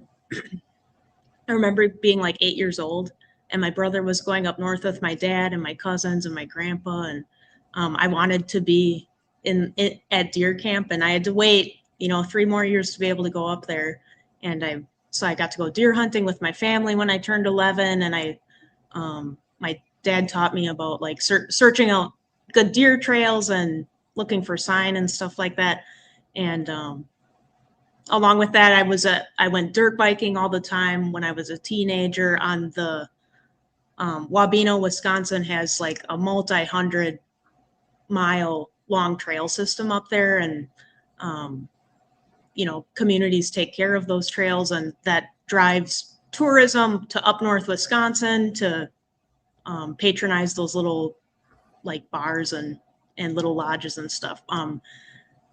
So like the North Woods is a huge asset to our state, and like locally speaking, like here in Hortonville, we have Black Otter Lake. It's the only lake in Outagamie County.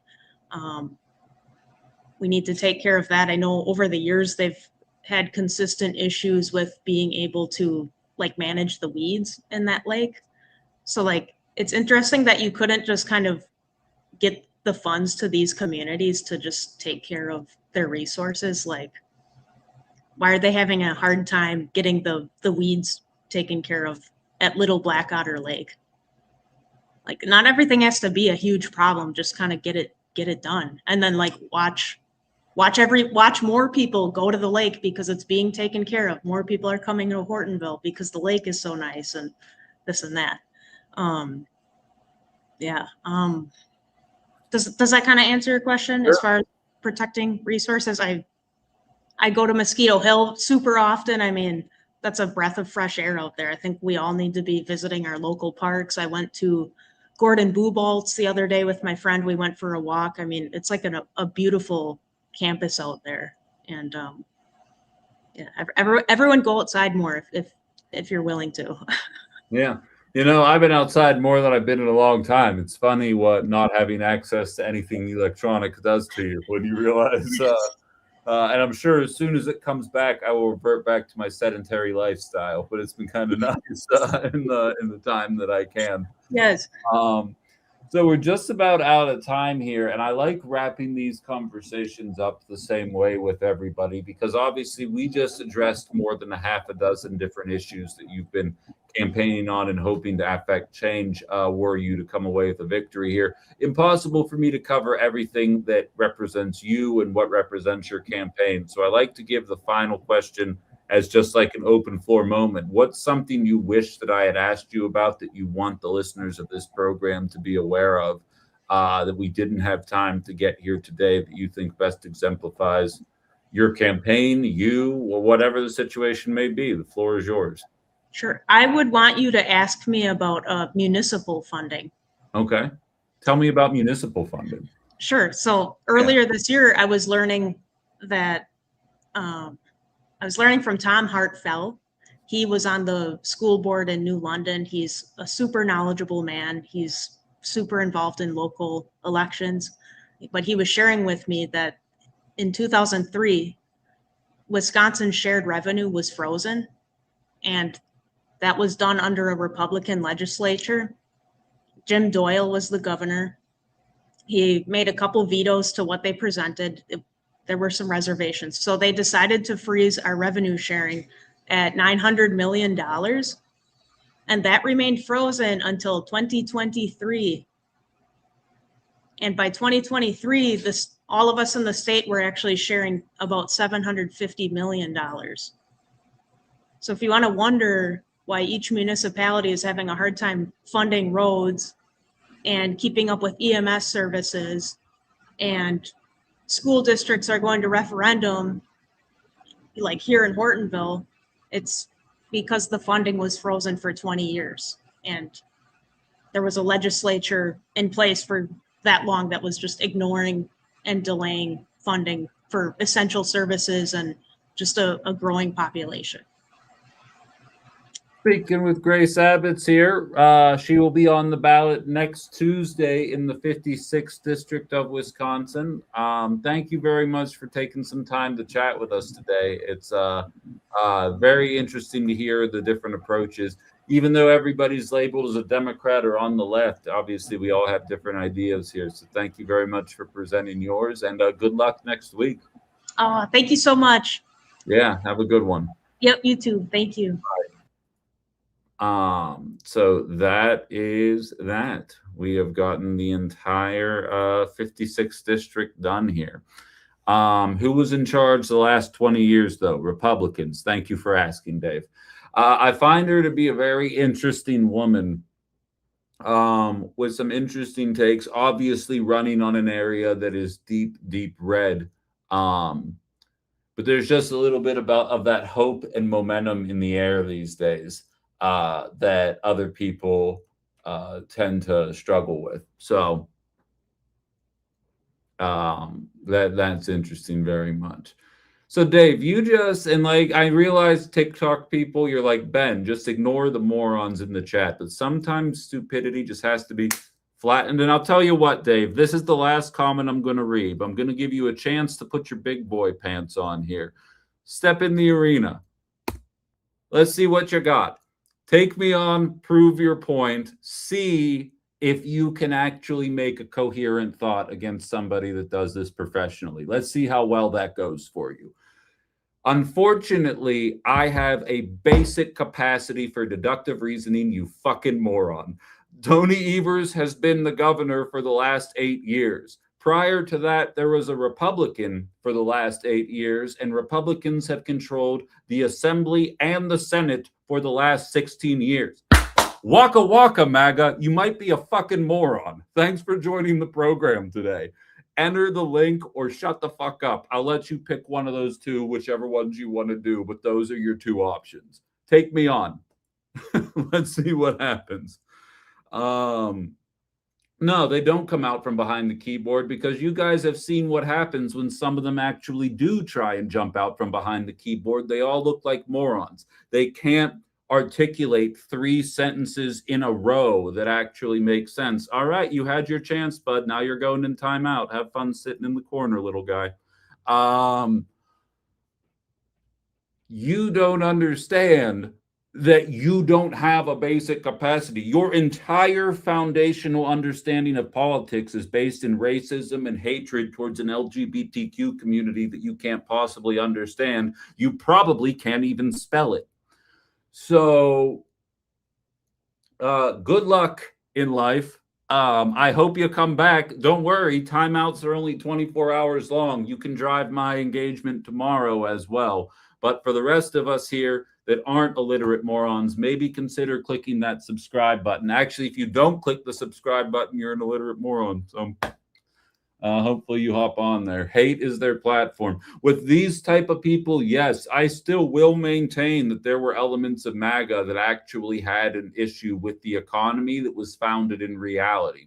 It's just that jackasses like this guy don't have the ability to articulate those frustration. And it seems as though, because Trump has failed, right? Trump has failed by every conceivable metric, economically, housing prices, corporate greed, drill baby drill. He has failed by every conceivable metric. And these guys can't defend it. And then when people like me who show up, you can't paint me as a liberal. I realize a bunch of you guys did not know about my show when Joe Biden was in office. You can't paint me as a liberal. I have countless hours of content to the contrary of that. And so when I am saying Donald Trump is an abject failure by every sense of the word, it is not in a liberal mindset. I am not talking about, not to undermine it, but I'm not talking about identity politics. I'm not talking about the fact that transgender athletes has entered the WNBA discourse now because a bunch of basement-dwelling virgins struggle to ask sports-related questions. So they're trying to create headlines because Republicans are about to get their asses whooped in November. It's a flailing of people that had valid gripes. Their dad president failed them, and they can't process that failure. And so they attack the people that are making sense. And yeah, I'll let them have it. I'm Greek, I'm Mediterranean. I don't tolerate ignorance particularly well. Never did. Todd Pingel, Pingel, Todd Earl Pingel, is actually in my emails right now, texting me as we speak, or emailing me as we speak, because he blocked me on Facebook because he was so scared of all you guys. If anybody wants to send him an email, it's 3wdloft@gmail.com. 3wdloft@gmail.com. For anybody who wants to say something, just in case you guys might not have the memory to do it later. 3wd, yeah, loft@gmail.com. Anybody who wants to let them know how they feel about that, there's his email right there for anybody that would like to reach out to him. But he had to block me on Facebook because all of you guys scared him so badly. So now he's over here.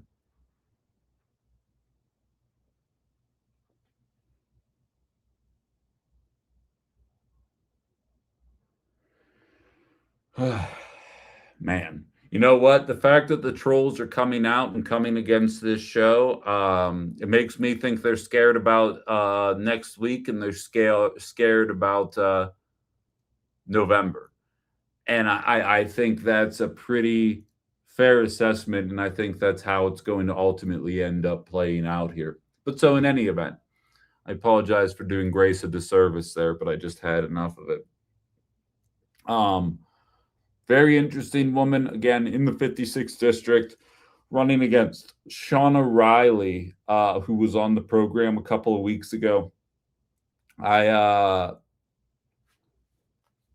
I always do the search engine optimization on the show. So if you type her name in and then outside the box or Ben Cominos or something, I'm sure it'll pop up if you didn't get a chance to see it. It's the entire episode. It hasn't been edited in any way. Thanks for emailing them, guys.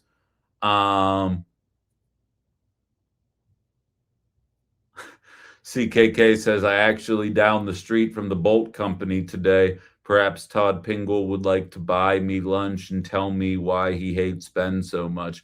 Well, I have an idea. Isn't it funny? Dave Lee has like 40 different accounts because I keep blocking him and then he keeps coming back with a new account. As long as you're clicking that subscribe button, Cheech, you can do whatever you like here. But yeah, let them know what it is. What's your honest question, Dave? You know what? I told you you're not. I'll give you one more chance here. Come on this show, ask your honest question, and then get verbally pantsed. There you go. Click the link. Looking forward to seeing you, bud. Otherwise, shut the fuck up. Brian says, seriously, Ben, leave the petty bullshit to the vicious trolls. You and your audience are way above piss posting. I feel that, Brian, but like, I said this before I was fired. Being a public figure has been an eye-opening experience for me, because I used to always call for like coaches to be fired or whatever. And then it hit me like these people are regular people as well. And I kind of stopped being that person. And these are the people that were too big of pansies to take me on the radio. And so they're doing this now because they know I was smarter than them when I was 8. So they try and run these circles around. So I feel you, and I'm working on it. And I already promised the audience that yesterday was my last day mocking that little radio station. And you were one of the people who talked me out of it. You were like, you're better than that. But always remember, I am a first-generation online gamer. What little guys like Dave here think is trolling, we invented back in the early 2000s, and what we were doing in the early 2000s would be war crimes by 2026 standards. So like, these guys can do this, but I'm warning you, looks like he was just signed up for the DSA newsletter. That's too bad.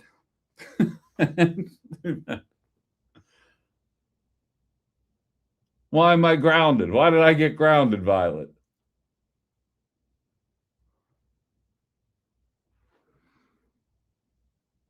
Yeah, early 2000s Halo, exactly. Old Joe saying I'm petty as fuck. Yeah, I'm not the bigger person, I promise. Me neither. That's the problem. That's the problem. I'm absolutely not going to, because again, if they could defend their talking points, that would be one thing. But the reason they're lashing out is because they know they can't. But I see Just a Wisco Girl advocating for it. I value her opinion quite a bit as well. So I'm going to work on it. Thank you for the follow, Brob. See, meanwhile, I got other people on Twitter following me because they like that I'm pantsing these little guys. But in any event, that's my thoughts on the matter there. We only have a little bit of time left in the program today. Hey, Ben, just checking. Have you tracked the NDAA progress as of late? I haven't been able to track much of anything, Moondog, because of the lack of internet that I may have mentioned once or twice on this show. It's the new Ben is shadow banned. I became unshadow banned on TikTok, and then like I had reach, and now I can't post on TikTok throughout the day because I don't have internet anymore, which is just the bee's knees when you're trying to get an online program off the ground. But you know, we'll see.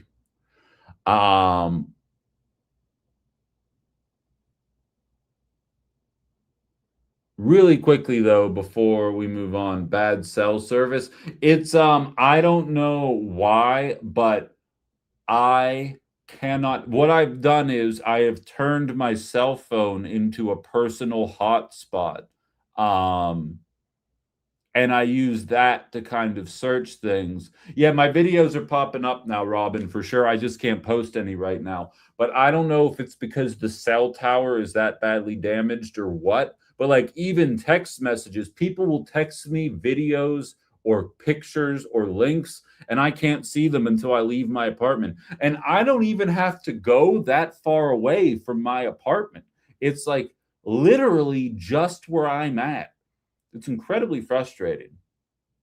I appreciate that, TR. I've got a handful of people that have offered me assistance on the matter, which Most certainly makes me feel welcomed. I appreciate that very much.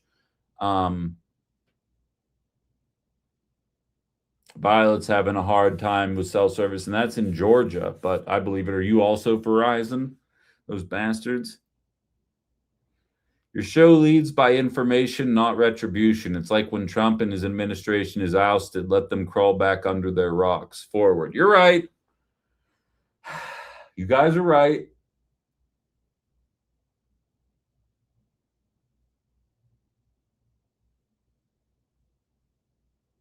Yeah, Eljo, you should join the Discord as well. Late 90s, early 2K World of Warcraft Troll World. I believe that. Ironically enough, I didn't get into World of Warcraft. Given my gamer status, but I'll believe it.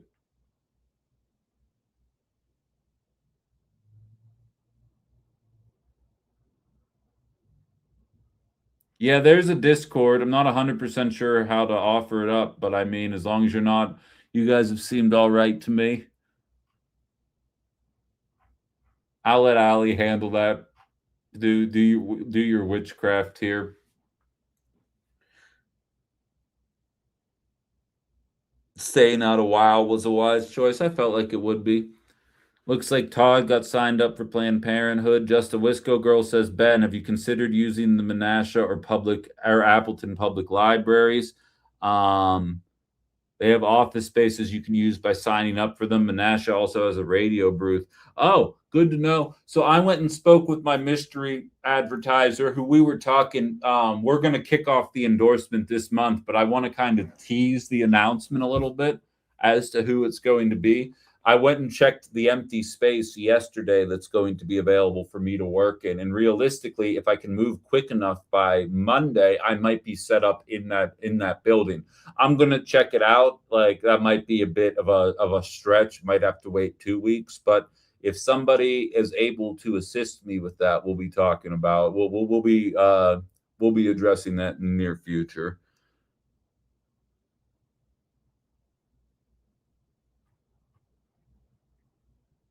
Oh, Brian, like we're doing really well with one another here, and like you're saying that boomers have knowledge and skills, and like all of the meanest things flowed to my head, but because I'm turning over a new leaf and I'm not trolling people anymore, I'm just I'm not going to say anything. I'm not going to say anything, and I hope that Todd enjoys his Planned Parenthood and DSA subscriptions, and we'll see what happens. Look, I don't want to shortchange the Max Miller thing and talk about that in relation to Graham Plattner, so we're going to save that conversation for tomorrow. But I do want to double back on a throwaway comment that I made surrounding the WNBA. If you guys haven't seen it, Sophie Cunningham, who is currently embroiled in her 15 minutes of fame right now, teammate of Caitlin Clark, also an attractive white girl. And you're like, but Ben, why even bother saying that? Allow me to emphasize this right now. The reason why Caitlin Clark is getting so much attention is because specifically right-wingers are completely supporting her career because they love that a white person is excelling in a traditionally black field. They love that it drives black people nuts, that when it was a black face at the top of the league, nobody gave a shit, but then a white person shows up and then white people start caring. And this is how MAGA operates. It's like the Odyssey all over again. Allow me to say this before I go any further. I basically, since the womb, have been into rap music. I enjoyed some rap, then Eminem came out, then I fell in love with rap, and then I doubled back and I found a lot of stuff that I wouldn't have necessarily listened to had I not jumped on the Eminem bandwagon back in the late 90s. I can understand why there would probably be some people in the black community that were frustrated by the fact that their music style have been ignored by white society for decades, only for people to take interest in it once a white guy not only started doing it, but was exceptional at it. But it also made lifelong fans of dozens of black artists that otherwise would not have gotten as much attention. And that probably isn't going to be viewed as an acceptable answer to a lot of people in those communities. But I do think there is a net positive to that. And similarly, Caitlin Clark is making fans of the WNBA that are going to exist long after she's gone, hopefully. No, Allie, can you hop on YouTube, please, if you can hear the sound of my voice? There's a couple people looking for you on YouTube. And a similar thing can happen with Caitlin Clark. But here's the thing. Much like the Sydney Sweeney scandals, the American right has such a disgusting social platform that they try and co-opt celebrities into it. It's like how Morgan Wallen is one of the biggest country singers in America, essentially because he said the N-word on film one time, and then everybody tried to cancel him, and MAGA dug in, and they said, we can put him on the top of the billboards. And then you see little microcosms of that. Riley Gaines comes in 5th, was going to go and be a dentist, completely admirable line of work. And she was like, wait, I could make a shit ton of money just crapping on trans people for the rest of my life because I'm attractive to like a very, very small and weird subsect of American society. And they want to hear attractive blonde women say things about the population groups that they hate. I can monetize that. Sophie Cunningham is objectively significantly more attractive than Riley Gaines. She sees an opportunity to slide into a lane and probably be even more successful than Riley Gaines could ever hope to be. If you haven't seen how much money WNBA players make, it's not very much. So, all right, Allie, I feel you. Everybody who's asking to join the Discord, if you can send me a message on Facebook or email or whatever, and I will help you guys out, but it's not going to be during the show today. But just message me personally and I will figure it out. But so Sophie gets asked a question by a journalist, and whether or not that journalist was a plant and Sophie wanted to take advantage of that, whether or not this was just sprung on her and she answered it in a way that placates a lot of MAGA morons, whatever the situation may be, that'll be fine.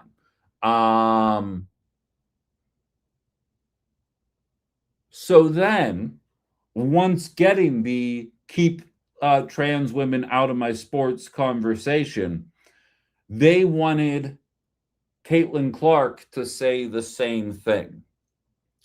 And Caitlin did this stupid thing where she said, I don't have nearly enough information to actually talk about this. So rather than talk out of my ass, I'm just going to abstain from giving you an answer entirely, because why would I talk about something that I don't thoroughly understand? Piece of shit person, if you think about it.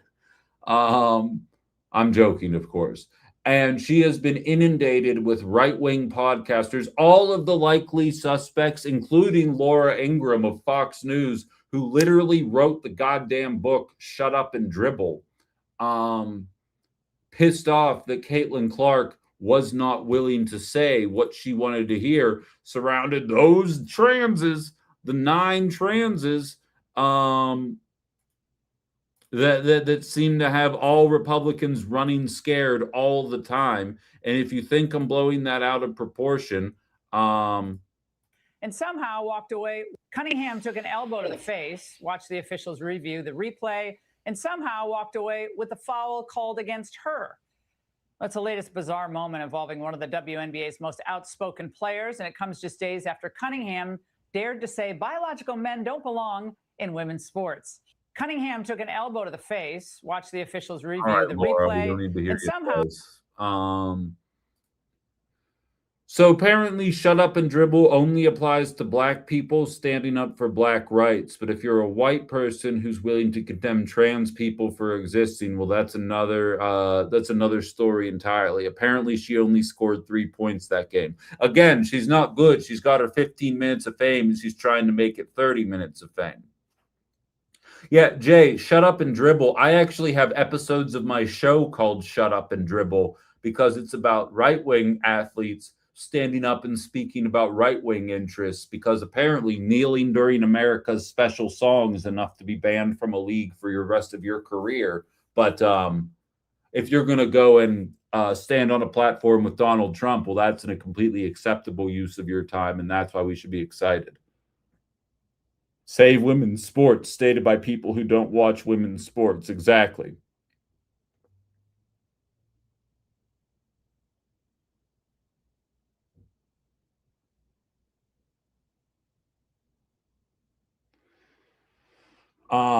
It's just such a lack of consistency, and when you highlight the lack of consistency, they attack you with ad hominem attacks until you ground everybody, as Violet mocked me for doing. But I had to send everybody to timeout because they were being a little group of pansies, so I had to handle it on my own.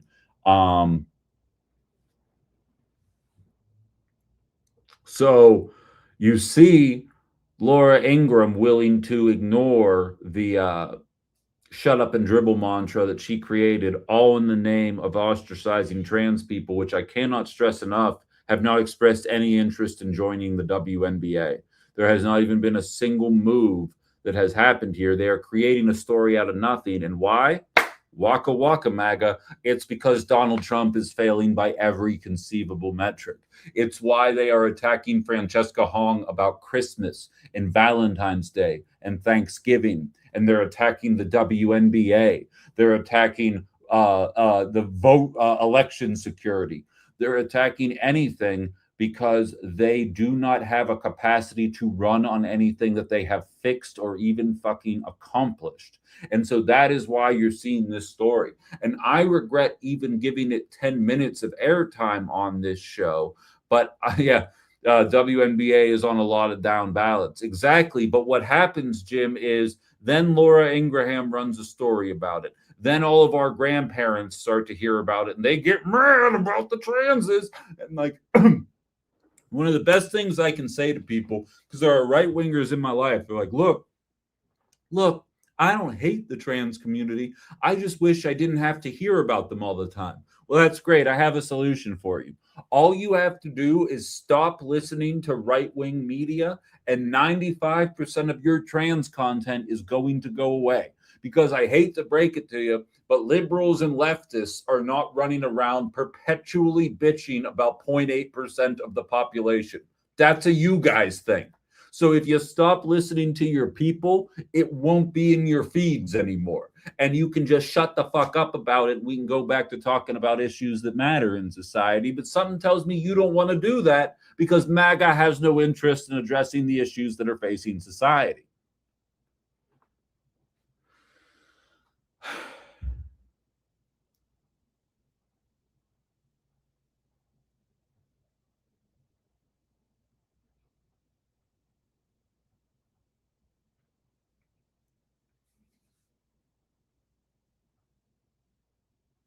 Sophie Cunningham is a goon to protect Caitlin Clark the same way Marty McSorley protected Wayne Gretzky.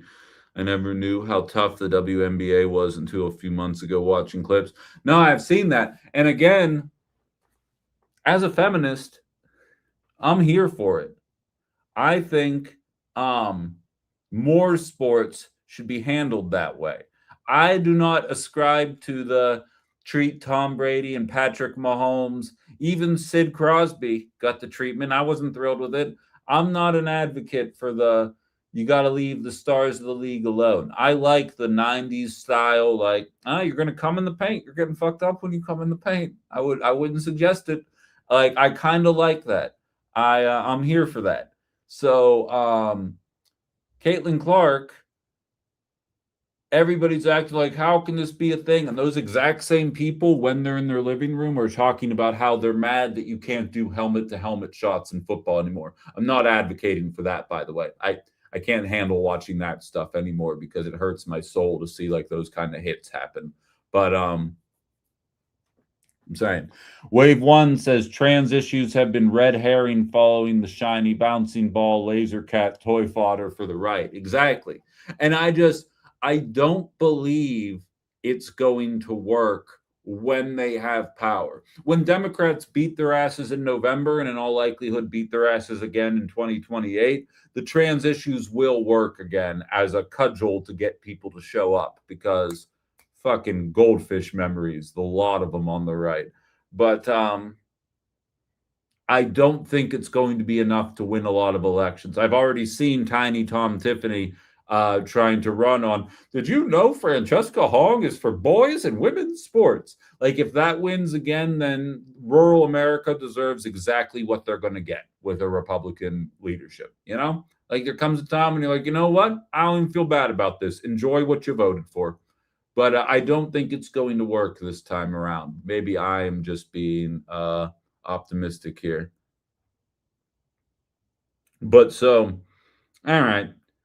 I think that's enough for one day. Subscribe to the channel. How many are we at? Did we get to 700? If we didn't get to 700, you're all fired. 793. Still need 7 more. It's going to be on all of you guys then. You're all going to have to share this show with 3 friends and tell them to click the subscribe button. Tell them you know the guy and you appreciate it. I'm telling you, yeah, Aaron, you should subscribe to Ben. I feel like you already have, so you're off the hook. For the rest of you, though, I'm going to need you all to tell 3 friends this show is still happening. The number of people that are still coming up to me to say that they miss me on the radio, and I say, well, I have a YouTube channel, and they're like, oh, really? And then they tag along for it, and they're back on board. That means plenty of people out there don't know that this is still happening, so we got to make sure that they do know. And I need all of your help for doing that as we try and make this independent media, as I'm trying to get to the point where I can operate. Ooh, 794. Hell yeah. Thank you. 10-second Tom Tiffany. Yeah, I feel that. Yeah, trolls don't have 3 friends. Absolutely not. I have a feeling once I muted them, they probably aren't listening anymore because they just came here to try and throw the flow off of the show. But unfortunately for them, I can shit talk their 5'6" asses. No offense to any men out there that are 5'6", and then I can immediately get back into whatever I was talking about. We are having Mark Scheffler on the show tomorrow. He is running for the congressional seat in the 8th district against Rick Crossan and Katrina DeVille, who will also both be on this show. Still going to hammer out the schedule for them there. Hook Dale up with a YouTube account. Yeah, maybe. I do miss that guy. He had a lot of good insight, a lot of success stories there. All right, good stuff, Mikey. I feel like you stay on your tiptoes to hit that 5'7". Joking.